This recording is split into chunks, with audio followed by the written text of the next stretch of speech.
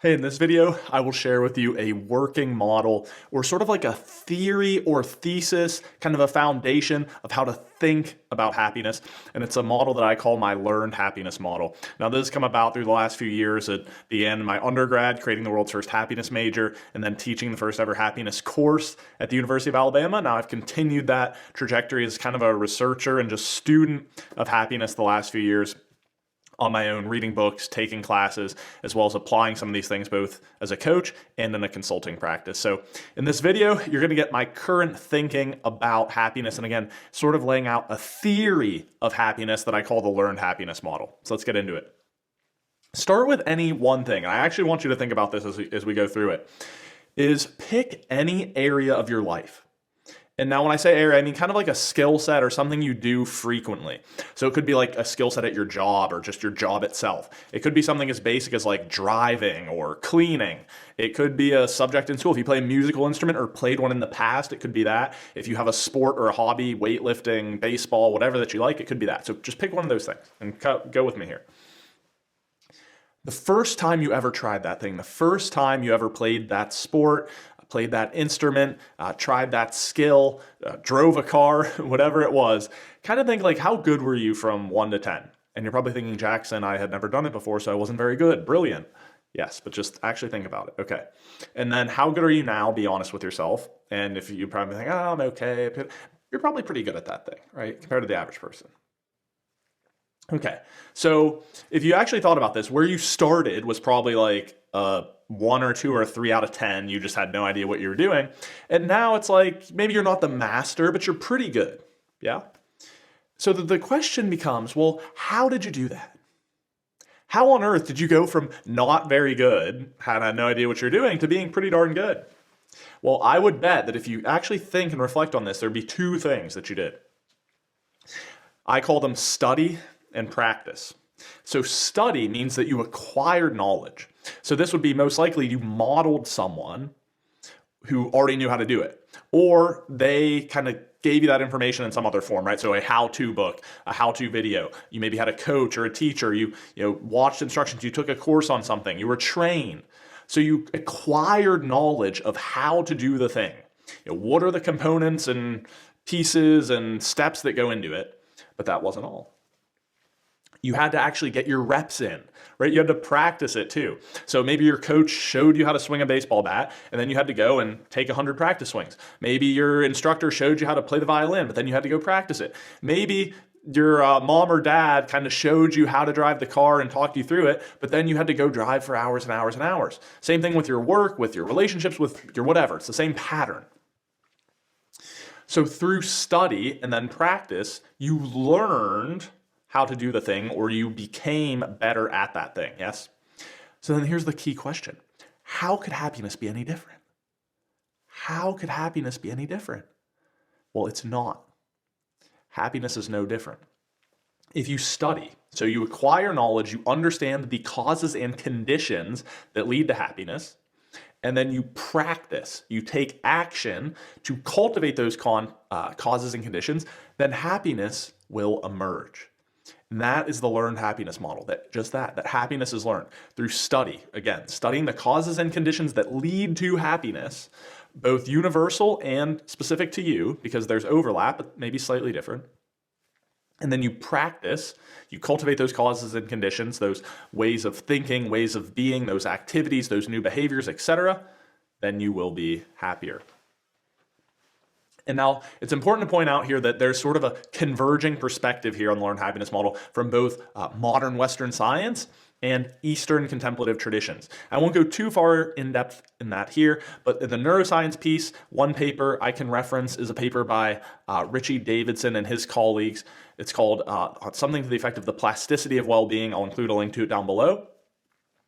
But their research shows just that, right? So these are neuroscientists looking at this from kind of through the lens of cognitive neuroscience.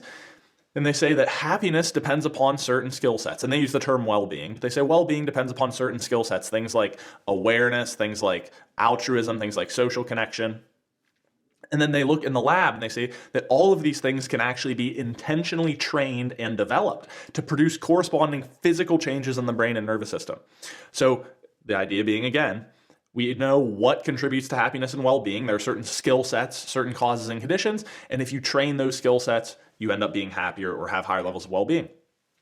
And it echoes the kind of the essential premise of Eastern traditions or many spiritual contemplative traditions that emphasize this idea of practice in order to change your way of being. I'm most familiar with Buddhism. I lived as a Zen Buddhist monk for 4 months, and I'll reference, Buddhist thought, right? Happiness expert kind of Mathieu Ricard talks about this, where he explains in his TED Talk, which again I can include a resource to, how happiness is a product of mind training. So these monks or contemplatives spend thousands of hours generating certain states of mind and body, certain kind of emotional, psychological states of love, of compassion, of kindness, of joy. And over thousands and thousands of hours, they get really good at cultivating these things. And ultimately, of course, then they're happier. So you have the convergence here of two different perspectives, right? The spiritual, religious, contemplative perspective, scientific perspective, and I hope as you thought through this for yourself, your own direct experience that points to how these things can be learned. Now, because happiness is learned, we need to understand that there are certain beliefs or myths about happiness that are not that helpful, right? Because in our society, we get a lot of kind of conditioned beliefs and almost a formula for happiness that's like, you go off to school, you study really hard, get your degree, then you get a good job, so you make money, then you get promoted, and then you get your husband or wife or family and kids and the white picket fence and a big house, and you buy all this stuff, then you get to retire, and at some point along the line, you're basically declared happy, or you get happiness. Well, what this model shows is it's quite the opposite. It's not that external achievement doesn't matter, it certainly does, but we're primarily concerned with learning the skills or learning the causes and conditions that lead to happiness, most of which are inner psychological and biological conditions, and then cultivating those to be happier. So in this TIDE talk, which I gave at the University of Alabama, I'll highlight some of those myths and kind of get you to maybe challenge some of your assumptions. I call it unlearning before you can actually learn about happiness. So you might enjoy that resource. And another subtle point here before we jump further into the model is that when we think about the causes and conditions, that means that we should not pursue happiness. Well, Jackson, that sounds like the opposite of what you just said. You just said it was learned, you have to study it and practice it. Yes, but remember, pursuing happiness is not what we want to do. What we want to do is understand the causes and conditions that lead to happiness and then pursue those causes and conditions. So remember, happiness is sort of an output or an outcome. You can imagine if you wanted to get a bunch of fruit and vegetables at the end of the summer from your garden, and you just focused really hard on, I just want to get these fruits and vegetables. I'm going to do my affirmations. I'm going to set goals. I want the fruits and vegetables. And you never touch a shovel or seeds or fertilizer or go out and weed, you're not going to get your fruits and vegetables. So similarly, we don't want to necessarily focus on happiness. In fact, there's research that suggests that that's often not very beneficial, but rather focusing on the inputs, the activities, causes, conditions, etc., that lead to the output of happiness and well-being. Happiness is learned. It's a matter of studying the causes and conditions that lead to happiness and then cultivating those causes and conditions. And of course, happiness will emerge. So let's take a look at this model. What you'll see is what I just touched on at the beginning. It's really about study and practice. So you have knowing and then the actual doing. And then we can think about the actual application of this model. And I use the phrase, I am. And I am stands for intention, action, and a map. So intention and action, you see that on the left side, is about how through consistent, deliberate behavior, we see compounding positive change. But that's not enough. You need a map. And what I mean by a map here is an idea of, well, what are the actual dimensions or factors or areas that you need to focus on in order to cultivate happiness, right? In other words, what are the parts of this system that kind of make it all work? So coming back here, let's talk about this first piece, which he said is intention plus action. And I summarize intention as being the first piece of this. And what I mean by intention, there's a couple different definitions of intention, right? So common definitions include what one intends to do or bring about. One is a determination to act a certain way. Another is simply an aim or plan. In this context, I say it means that you have an actual desire to optimize for happiness. Well, what does it mean to optimize for happiness? Right? Optimizing in an equation is basically when you say, hey, what is the one variable that I'm trying to kind of maximize or focus on that piece of the entire equation? So I sometimes use the analogy of cooking a meal. If you were going to optimize for taste, you might just eat a piece of chocolate cake. If you were going to optimize for price and affordability, you might just eat a bowl of ramen noodles. If you're going to optimize for health, you might just eat, I don't know, a big green salad with a little bit of fresh fish. If you're going to optimize for some balance of all those different things, well, then that's something maybe more creative. So optimizing for happiness is saying, I'm committed to living in a way on purpose that maximizes my happiness. And that does not mean just short-term happiness, where you say, oh, well, I'm just going to eat whatever I want and party and have this amazing time, live like I'm dying. That would actually be a failure to optimize for happiness in a sustainable way over the long term, over periods of years and decades. But it's essential to begin with an actual desire, because what I see is that most people don't realize that what they really want is happiness. Most people don't get that. Most people mistake the means to happiness for ends. And what I mean by that is saying, what's a goal you have right now? And we say, oh, well, I want to finish my pre-med major. They say, well, why do you want to do that? Well, so I can get into a really good med school. Well, why do you want to do that? Well, so that I can be a doctor. Well, why do you want to be a doctor? Well, so I can make like a lot of money and help people. Why do you want to make money and help people? Well, I want to be like financially secure, but then also have like a feeling of contribution. Say, well, why do you want to have that? Well, if I felt like didn't have to worry about anything and felt like I was like connecting with people, then like, I guess I would just be really happy. And it's like, oh, so it's not about finishing your pre-med major. It's not about being a doctor. It's not about making money. It's not even about serving people. Those are all great, but they're all means to an end of happiness. So we don't want the things we want. We really want the feeling. In fact, Aristotle said happiness is the only goal we pursue as an end in of itself and not as a means to something else. So once you understand that what we really want is happiness, then you say, oh, I'm going to start prioritizing, making decisions, structuring my daily behaviors, and actually thinking about or conceptualizing my life in an intentional way that cultivates happiness. So that's what I mean. It's having that desire to actually change or to actually do something. And not that you have to throw your whole life away or do something crazy, because you might just be like, I don't know, Jackson, I'm pretty good, I'm pretty content. But it's saying intentionally, I'm trying to improve my happiness. But that is not enough, because that would just be knowing and desire. What you need is action.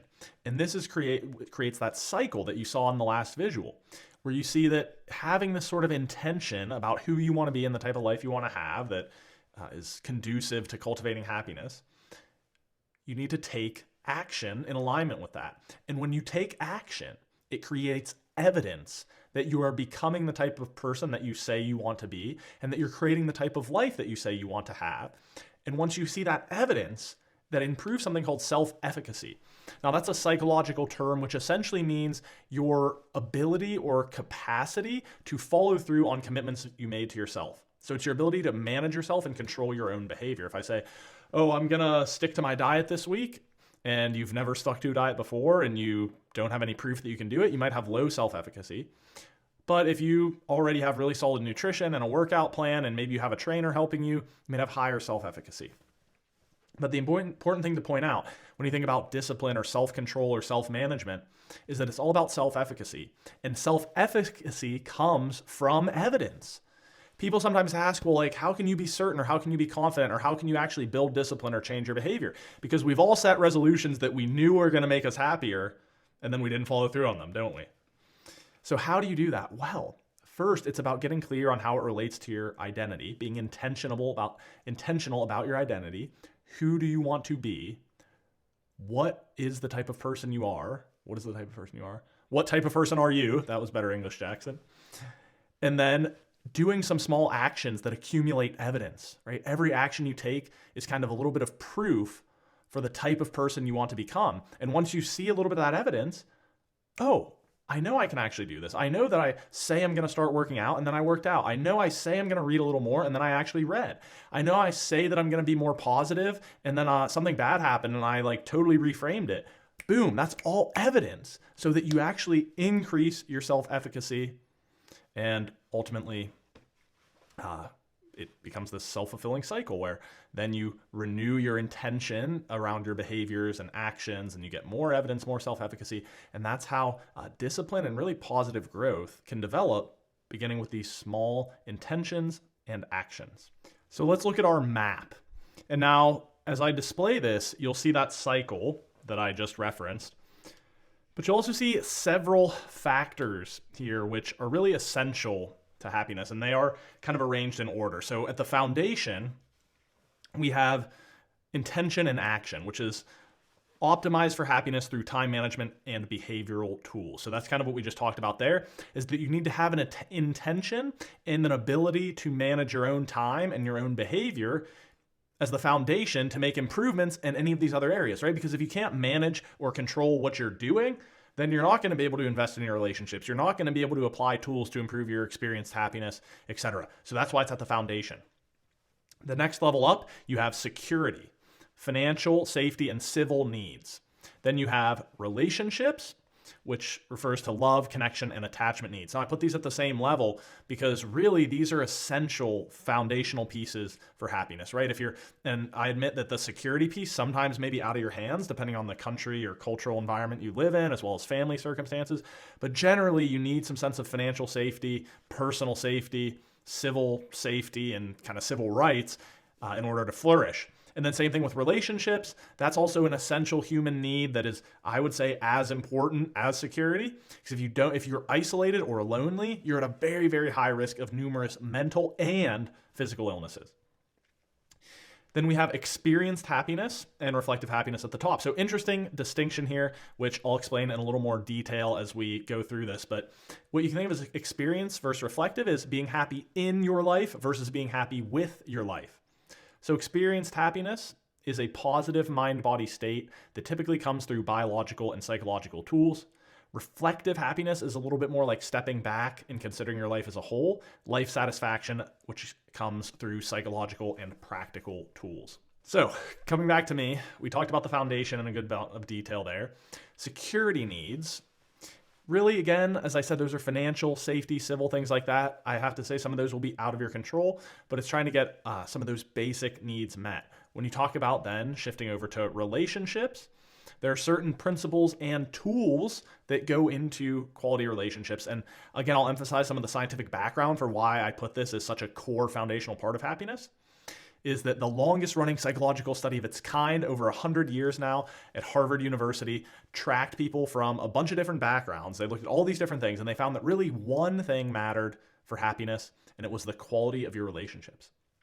Interestingly, that also was the primary driver of how long you lived and your overall health and longevity. It's been shown that loneliness is as detrimental to your overall health, that's physical and mental, as chronic smoking, about 15 cigarettes per day, or alcohol abuse. So again, loneliness dramatically increases mental illness and all-cause mortality, and for that reason, I position it as, again, on par with your basic security needs as kind of a foundation for happiness. And now, as I said, we can talk a little bit more about the distinction between experience and reflective. I think it's rather interesting. It comes from a psychologist, Daniel Kahneman, and he gives this example. So imagine you go to a football game and you have an amazing time and you have like 3 hours of fun and your team's winning the whole time. And on the very last play, the last 10 seconds, the other team scores a touchdown and your team loses. So your experiencing self had like 4 hours of happiness and maybe 10 seconds of suffering.